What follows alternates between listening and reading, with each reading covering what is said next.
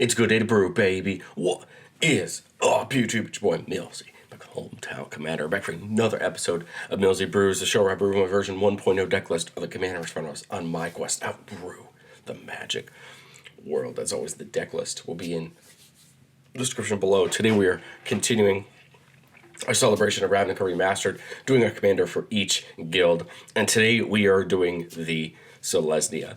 I originally wanted to do Tolsimir, just because I thought maybe Wolf Tribe would be fun or something like that. But the more I looked at our available commanders, more than I realized that I think the token playstyling really embodies the Selesnya guild a little better. And I had thought about maybe Amara, who was the commander of that starter deck, but I decided to go with Trostani, this Trostani specifically, mainly because I thought it adds a little bit of life gain in, which I think is a ton of fun, and it will allow us to really augment our strategy in different ways and hopefully make it more fun. We're looking at Trostani Selesnya's voice, a 4-mana 2/5. It says, whenever another creature enters the battlefield under your control, we gain life equal to that creature's toughness. And for 1 green-white, we can tap to populate, which just means we create a token that's a copy of a creature token we control.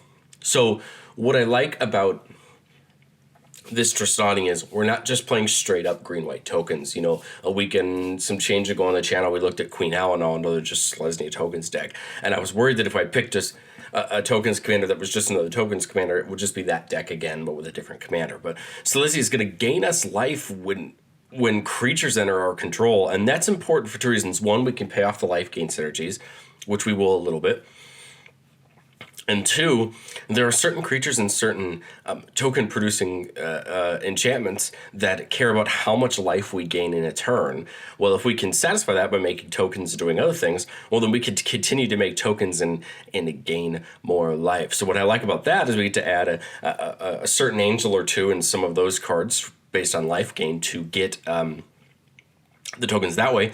And then we can also pay off life gain as well, which we're going to do a little bit of. So we'll talk about first our token generation and what we have access to, and then we'll get into the life gain portion of it and what we're trying to do. So I'll save any of our cards that talk about token generation on life until we get there. But token generation, there's a lot of ways to approach it. I think what makes myself different than some people is I love token generation that you get every turn, or token generation that you get via X spells. I think it's cool because no matter when you draw those cards, the cards are always going to be relevant. So I'm talking about things like Awaken the Woods or Pest Infestation. These are cards that both have other value. Awaken the Woods makes tokens that can tap for mana.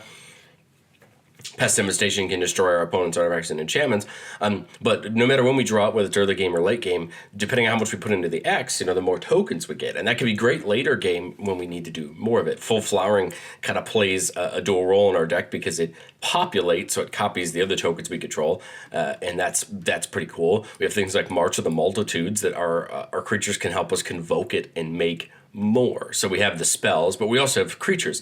And like I said, I love creatures that can give us tokens every turn. So Tend to Shoot Dryad and the new Illustrious Wanderglyph are creatures I love because we're going to get a token on everyone's turn and start building up our board. Both of them have an ability where once we hit 10 permanents on our side of the battlefield, we get the City's Blessing, and then we always have the City's Blessing. Tend to Shoot Dryad gets +2/+2 to the Saprolings, and Illustrious Wanderglyph gives +2/+2 to all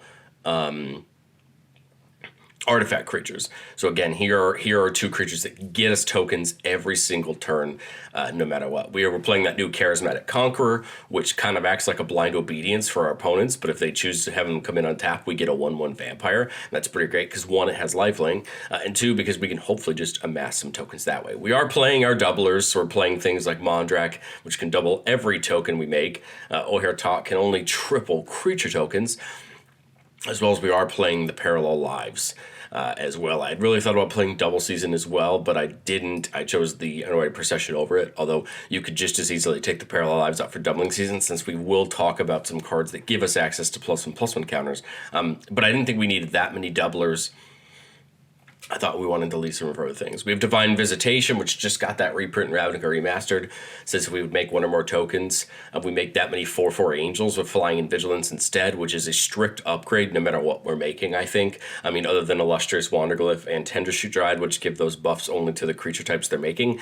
Everything else, we don't care that they come in as 4/4 Angels. And in fact, due to some of the other cards we'll talk about when we get to the life gain, the 4/4s are actually better for us in the long run. We're playing City of Death and 3 Blind Mice, both cards that make copies of tokens we control. Both of them come with a token. City of Death can actually copy that treasure token that it makes, or creature tokens, whereas Blind Mice could only copy or could copy a target token, and it makes a mouse with it.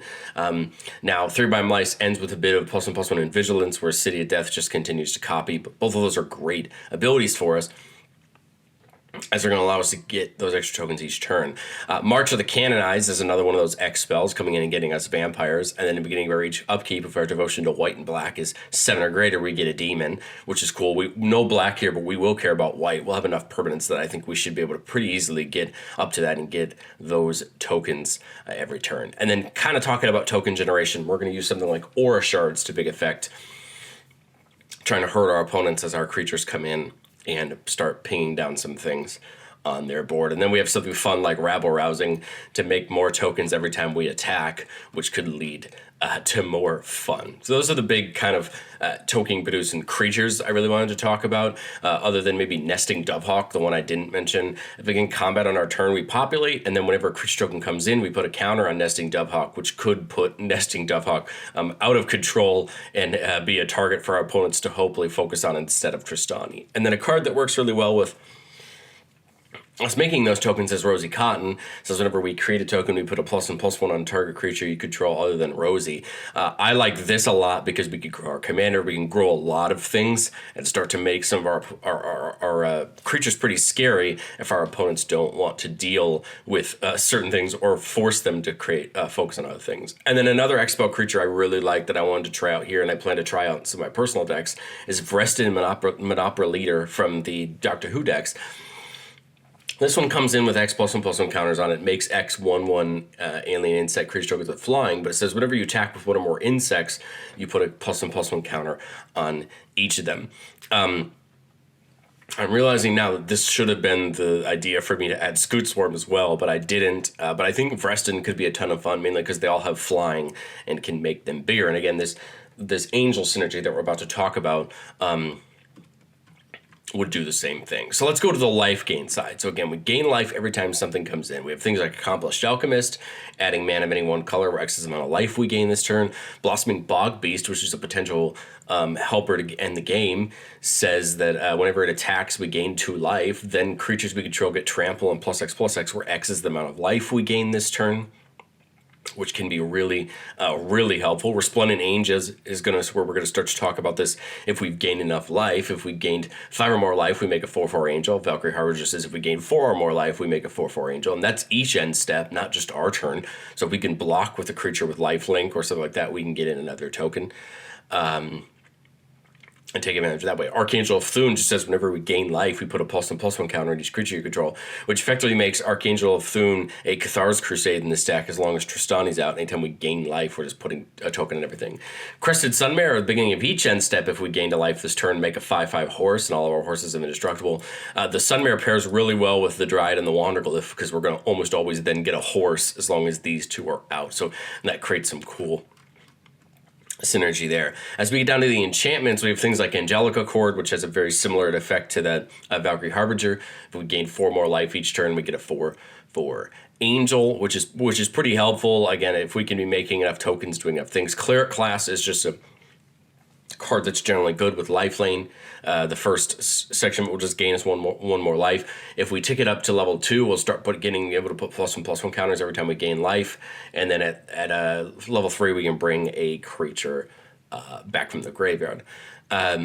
And then something like Trudge Garden, where we gain life, we could pay 2. If we do, we make a 4/4. So that's pretty cool as well. And then one of our win cons, if we can get it and keep it, is Test of Endurance. At the beginning of our upkeep, if we have 50 or more life, we win the game. Just a way to threaten our opponents. You could also play the that one Felidar creature that does the same thing. I just think the enchantments are a little bit harder to remove than creatures, which is why I'm playing it instead.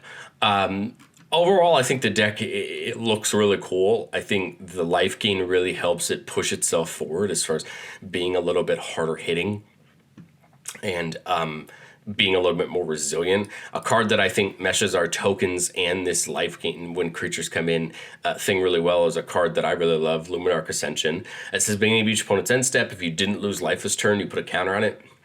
And then for 2 mana, we can make a 4/4 angel as long as it has 4 more counters on it. I love this because as soon as we can get 4 counters on it, now we can make an angel every turn. And if we have enough mana, we can really pair this with like that Valkyrie Harbinger or Angelica Chord or stuff like that, and always be gaining enough life to make 2 angels basically for 2 mana and allow us to again then amass an army of angels in the air, which we don't necessarily need things like Overwhelming Stampede or Blossoming Bob Beast to win the game with, but we will, we happily have those if we need them. The one thing I've noticed, I chose not to put Craterhoof or Moonshaker Cavalry, anything like that in the deck. I really think we're going to be okay with how wide we can go and how much life we can gain. Also, the fact that we can get a lot of things in the air will win us the game. So things like Champion of Lambholt. So like I said, I just decided to go with the Stampede, the Lambholt, and the Bog Beast over the a Craterhoof or Moonshaker Cavalry that you'll normally see people go for a finisher. But other than that, let's get into our playtest and see what we have. Opening hand here is a 2-lander with a way to search a land of our choice, either white or green, which is pretty cool. We have the Overwhelming Farmland. We're missing, really in all reality, probably 1 land, but let's rock with it. Let's see what we got. Turn 1, I would probably do this Broker's Hideout. We're going to get our library, and we have a couple double whites in our hand, so let's go get a Plains, and we would gain a life for that privilege. Turn 2, we put that Overwhelming Farmland in tapped. Let's see, do we hit the land here? We do not. So let's restart this one. 2-lander again. We have the Sundering Growth, but do we want to take another risk and see if we get another land? Let's do it. We do. We open that Broker's Hideout. Let's go get a... We do have something with double green, so let's go get a Forest and put it on the battlefield tapped and gain that life. Drumstrom, we see a Cabaret Courtyard, which is pretty cool. There's another thing that can go get us another basic. Do we have anything better to do on turn 2? I don't think we do, so I say we do the Courtyard next. Again, there's nothing better to do, and it does come in tapped. So I'd rather just do this and take advantage while we have it. Close and shuffle. Gain the life. Turn 3, put this Canopy Vista in tap. We can hit the Adeline down. We could get the Skull Clamp down. I kind of like just dumping Adeline here, giving us something to do. Turn 4, we see the Plains. Okay, so here we can Trostani, we could Champion Lambholt and do the Skull Clamp. I don't really think we have any great choices, so I think I'm just going to get Trostani down here. We could attack with Adeline if we wanted to and get a 1/1 attacking everybody. That would gain us 3 life on the 1/1s coming in and just get some chip damage, which I think is what I would do. Turn 5, we see a land here. And I think I would put the Thune down here. And the reason is because when we attack with anything, Adeline's going to make us 3 more 1/1s. So this is going to put the whole board up by +3/+3.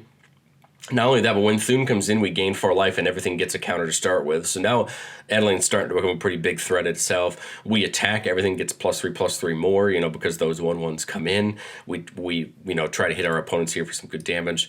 We see a Selesnya Sanctuary. I kind of like the idea of a Lambholt gaining the life, getting a counter on everything, and then holding up, I guess, if we had any of those 1/1s left, I guess we could clamp it. But I kind of like the idea of holding up this Sundering Growth just to make, I guess it really doesn't matter. Let's put the clamp down, do this, pick up one of the lands we use there. Move to combat, we make any attack. Adeline puts 3 1/1s in. We gain 3 life. We put 3 more counters on Lambholt, but it actually gets 3 more because of the Trostani's effect and because of them coming in. So at this point, Lambholt is an 8/8, and nothing can block anything that we have. And now all we need to do is just find one more, find the right opponent to attack, find the right position. If we even needed another turn, we Plains, and we probably just rest in here for 1, 2, 3 for 3. making 3/1/1s. Again, Lambholt goes up by 4, and then 4 from the lifelink, and now our board's huge. Now we can't be, again, continually cannot be blocked, and we're going to find a way to get in for the win. But let me know, what do you guys think of Trostani tokens down in the comment section below. I love token decks. I love them way too much, and I have to admit, this is better than I expected it to be. I like the life gain element, and I like the interactions with the angels, and so if I ever probably am looking to go back to a Selesnya tokens deck, this might be one I'll be looking at. But let me know what you guys think of it down in the comment section below, and I will catch you guys next time.